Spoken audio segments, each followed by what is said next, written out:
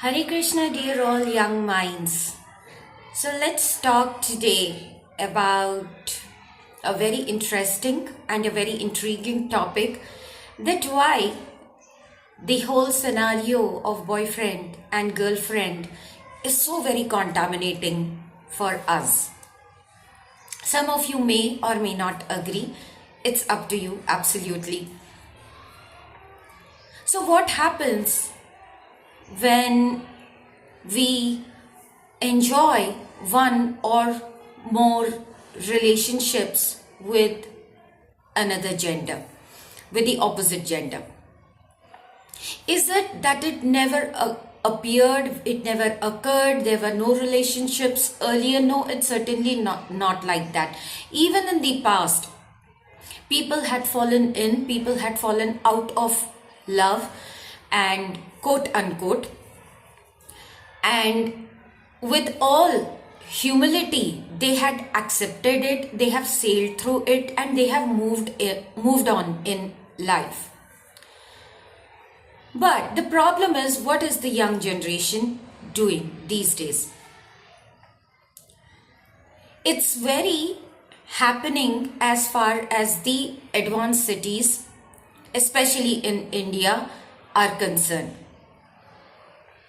All professors, all colleges, all students, faculty members, everyone involved in the education sector knows about it, right? But what exactly it does to us as a person, it does to us, our conscience, our consciousness, let's figure this out.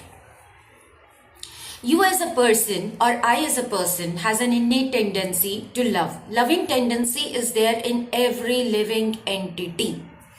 However, because of the flawed education system, we have never been taught as to how to love another person, or how to dovetail this love towards a centralized system. What is the centralized system? That we will see later. Let's first come to we as people. You fall in love by fluke with a person. That person also gets attracted to you for the time being. You enjoy the relationship for a few days, maybe for a few months, maybe for a few years, and then finally, by design of karma, the relationship falls apart. Fair enough. Till this time, it's understandable. You move on to the next person. Do you, as soon as you fall out of a relationship, do you start looking for a new person in your life for satiating your innate desire of being loved? If that is so, that is where we are flawed actually. A person whose cup is empty cannot fill another person's cup. So it is very important, very essential that we first ourselves fill our own self, our personalities with love. Then we will be in a position to distribute love or to give love to another person. But if we are frugal, or if we are very menial in love, and we are beggars in love, we cannot be giving love to another person. This is the first principle we have to understand. So you move on to a second relationship, you meet a second person. The first person you met, you have already absorbed some energy, you had done an energy exchange with that person. It could have been a positive energy exchange, it could have been a negative energy exchange. But the thing is that there has been an imprint in your current life on your consciousness. Yes or no? Figure it out yourself, right? Now you move on to the second person. Now with this second person also, you get attached. You have an emotional bond set up with this person, and each of you contaminate each other's personality to a large extent, unless it is really an enriching, fulfilling engagement with each other, and thus not just some time pass business, and you grow into that relationship to finally tie the very sacred knot with each other. Now, what is more contaminating to note is that since the young generation, since the young minds are failing to recognize the importance of being in a relationship, of being in a marriage, they are going on for these serial relationships, which are further damaging their whole emotional persona within. So when the wires of the brain go haywire, your relationships cannot be properly wired even outwardly. This is the second thing we have to understand. Energy exchanges anyway with too many people within a community or outside the community is not good at all. That is why in earlier days there was discipline. There was a time when you were supposed to wake up. There was a particular time when you were supposed to do particular things. There was a time when you were supposed to go to bed. And unfortunately, nobody follows all of these things. And with technology at an all-time high, it has become all the more very convenient to break all the barriers left, right, and center.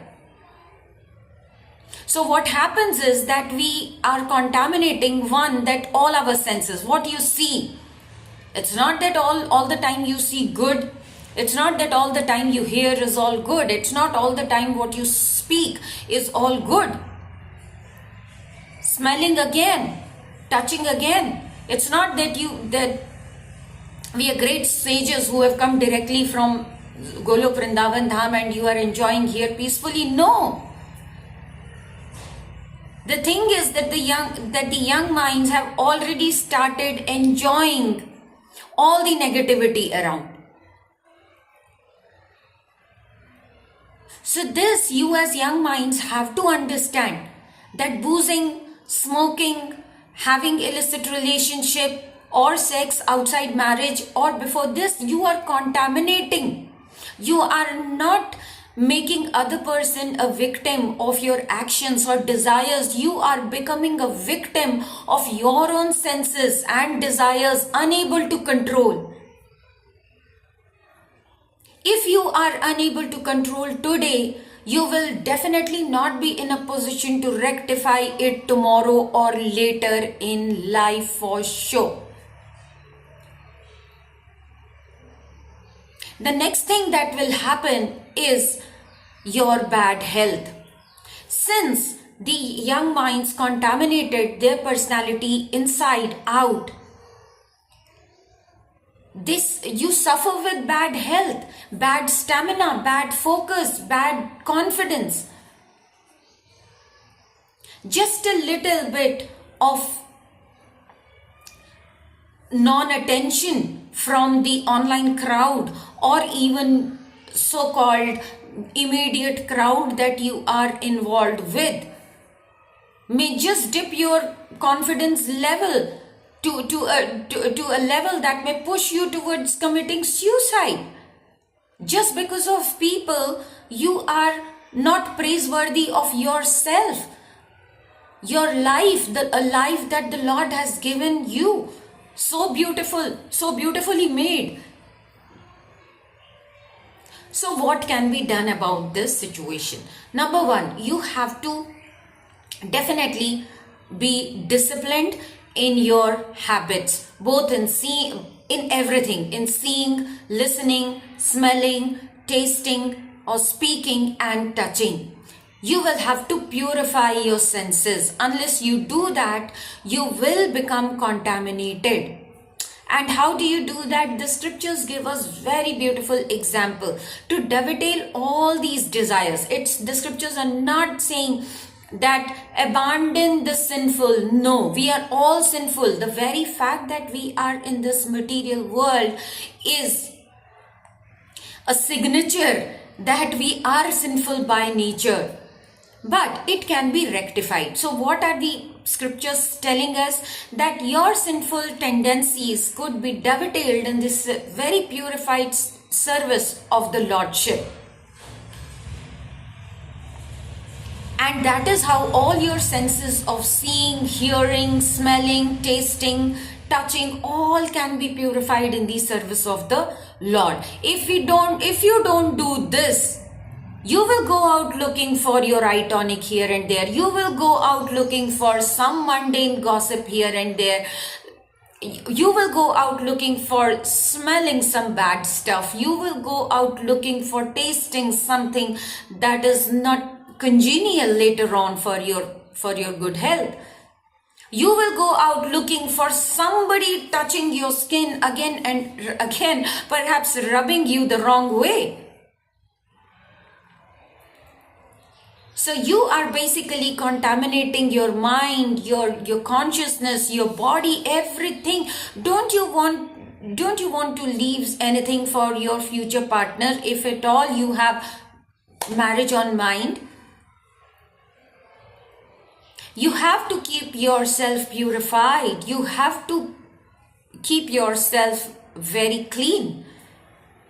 Right? There may be mistakes in life, but that doesn't mean that there may be, because of karmic reactions, there may be cheating, there may be falling in or falling out of love. Again, I am saying that is okay.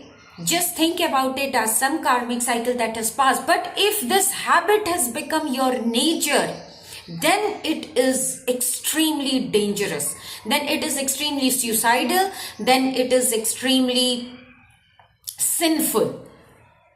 So we have to choose today whether we want to choose a sinful life or whether we want to choose a pious life.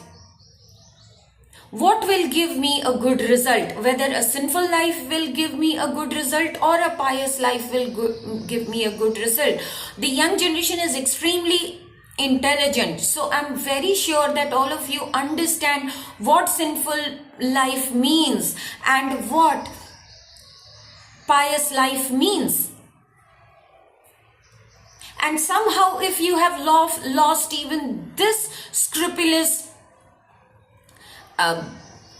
engagement of mind, then it's time to work on yourself.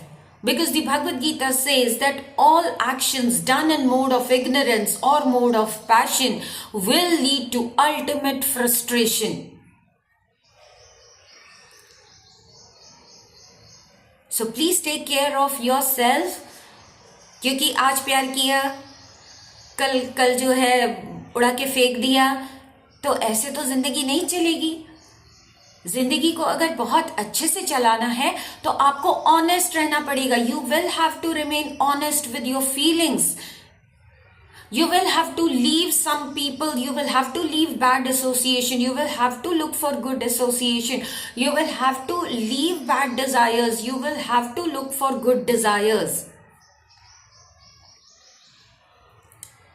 Right? So this is something very much, the best thing you can do is take association of devotees. If you can sing all filthy songs, I'm very sure you will enjoy singing very beautiful songs too. Okay? And glorifying Krishna too. So everything that you do can be dovetailed in the service of the Lord. It's very purifying. It's very enriching inside out. And if you want to maintain good health, we dance and we chant also a lot. So you can sing and you can dance and maintain your physical fitness as well. You don't have to do any extra activity like gymming or something like that, or jamming. Jamming you can do surely, for singing for the glories of the Lord. Definitely that can be done. So you have to think about it, what needs to be in your life and what needs to be thrown out of your life. If you don't do that today, when will you do that? There's no time left. It's not that you're going to live till eternity. Are you all sure you are going to live till 50, 60, 70? The lifespan is shortening over the years. Who knows, we are here today, we will not be there tomorrow. So utilize, because we get human life after 8,400,000 species of sinful births that we had. Human life is for self-realization. Human life is to understand. Why are we born? What is the purpose of life? Who are we? Who is God? What is our lost connection with the Lord? Then your life will be peaceful in whatever material situation you are placed in today. So thank you very much and hope it helps. Hare Krishna. Take care all of you.